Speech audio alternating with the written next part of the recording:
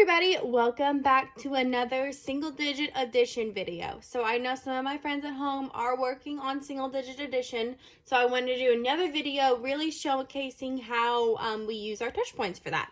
So our first one here, we have 1 plus 2. Parents, you can have the kiddos, if they're really familiar with their numbers and identifying, you can ask them what the numbers are first before you add. It just depends on the child. But I always like to go over our touch points next, and I like to use a different color marker so that I know what points that I've touched. So if I try to go over it again, I'll know. So we're going to start at the top with the 1. We can say 1, 2, and 3. So I'm going to do my little curve, and write a 3. Now, I know a lot of our kiddos are in different spots right now, so they can say the number 3 to you, they can sign the number 3, they can write the number 3, or they can even, parents, if you want to give them, write out 2 options next door to it. So I could write 5 and 4, and then ask them to circle the answer, they can circle 3. But again, it's whatever, what level your child is at. There's lots of different variations. All right, so 2 plus 2 next. We're going to start at the top. 1, 2, 3, and 4.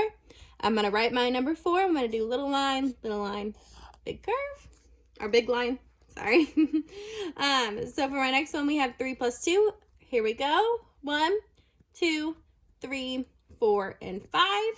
So for 5, I'm going to do my little line, little curve. And then our last single digit one I'm going to work on here is 4 plus 2. 1, 2, 3, 4, 5, and 6. So we'll do our big curve, little curve, 6. So that is how we do numbers that only have 1 touch point on them rather than repeating. So I'm going to go ahead and show you as well some of my bigger numbers, how we add those. So you'll see that I have, my touch points in blue, but for 6, 7, 8, and 9, we actually do another circle so we know to count them twice. So I'm going to go ahead and demonstrate how we do that. So we have 6 plus 1 here. What I try to teach the kids is to touch the inner circle first. So we'll say 1 and then touch our outer circle. 2. Same thing. 3, 4, 5, and 6. So that way you are counting both the inner circle and the outer circle. So I have 6, 7. Again, you can have the kiddos circle the correct answer, say it, write it, whatever works best with you. I did one where you could circle here. Same thing, we're going to touch the inner, 1, and then the outer.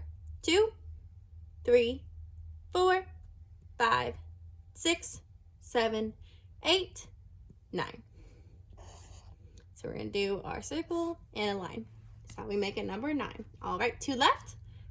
So as you see in our 7, 1 of them is out because it is an odd number. So I was still just going to count this just once. So 1, 2, 3, 4, 5, 6, 7, 8, 9, and 10. So for the 10, again, we'll just do 1 space 0.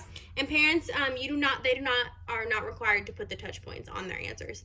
I don't require them that. They don't need to be doing that. And our last one, 9 plus 2. Here we go. Again, 9 is an odd number, so there is 1 left out that does not have an outer circle. I like to start with that one first.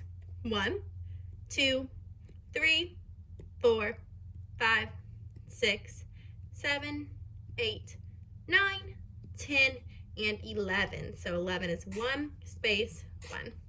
So that is how we do both ones with only 1 touch point on a number and then more than 1.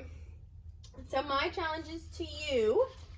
This is what I want you guys, oh, whoops, that's subtraction. I want you guys to work on this one for me.